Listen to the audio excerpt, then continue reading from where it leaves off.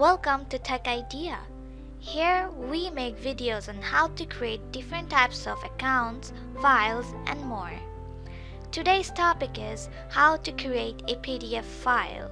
Before we get started, it would be great if you could like the video and subscribe to the channel. To get started, here I have a test document. As you can see, it's a Word file. If I save it, it would be a doc file. But if I want to make it a PDF file, I have to click on File, Save a Copy, choose my direction.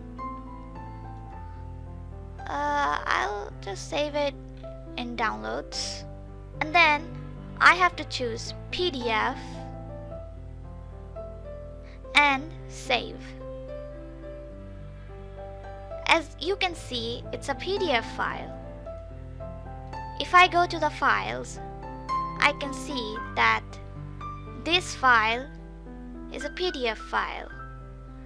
If you see here, test conversion of Word to PDF file, that's the same file. And that's how you create a PDF file from Microsoft Word. If your friends or family needs this type of videos, feel free to share our YouTube channel to them. As always, thank you so much, and we will see you in the next video.